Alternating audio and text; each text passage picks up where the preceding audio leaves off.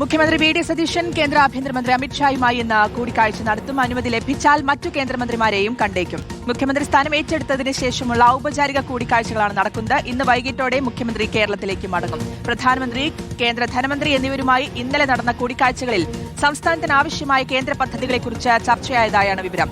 ആദിൽ പാലോടുണ്ട് വിവരങ്ങൾ നൽകാൻ. അതിൽ പ്രധാനമന്ത്രിയുമായി ചർച്ച നടത്തി.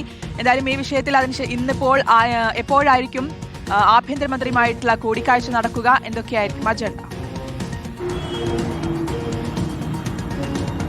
ഉച്ചയ്ക്ക് ശേഷമായിരിക്കും ദില്ലിയിൽ തുടർന്ന് വി.ഡി. സതീശൻ കേന്ദ്ര ആഭ്യന്തരമന്ത്രി അമിത്ഷായുമായി കൂടിക്കാഴ്ച നടത്തുക എന്ന പ്രാഥമിക വിവരമാണ് ലഭിച്ചിരിക്കുന്നത്. പ്രത്യേകിച്ച് കൃത്യസമയം ഇനിയും മുഖ്യമന്ത്രിയെ അറിയിച്ചിട്ടില്ല. ഉച്ചയ്ക്ക് ശേഷം കാണാൻ കഴിയുമെന്ന വിവരം സന്ദേശം കേന്ദ്ര ആഭ്യന്തരമന്ത്രിയുടെ ഓഫീസ് നൽകിയിട്ടുണ്ട്. ഇതിനൊപ്പം തന്നെ മറ്റു കേന്ദ്രമന്ത്രിമാരെ കൂടി കാണാനുള്ള സാധ്യതകൾ തേടുന്നുണ്ട്. അനുമതി ലഭിച്ചാൽ കേന്ദ്ര വിദ്യാഭ്യാസ മന്ത്രി ധർമ്മേന്ദ്ര പ്രധാൻ അടക്കമുള്ളവരെ കൂടി കാണാനുള്ള സാധ്യതയുണ്ട്.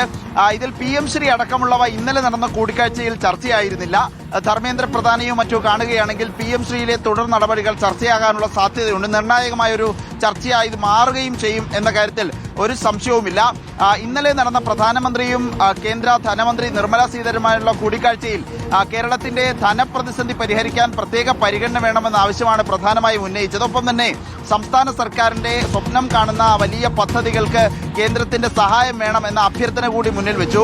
മുഖ്യമന്ത്രിയായി ചുമതലയേറ്റെടുത്ത ശേഷം വി.ഡി. സതീശൻ ആദ്യമായാണ് ഔദ്യോഗികമായി ദില്ലിയിലെത്തി പ്രധാനമന്ത്രി, എന്നിവരെ കൂടിക്കാഴ്ച നടത്തുന്നത്. ഔപചാരികമായ കൂടിക്കാഴ്ച മാത്രമാണിത് എന്നാണ് സതീശൻ തന്നെ വിശദീകരിക്കുന്നത്.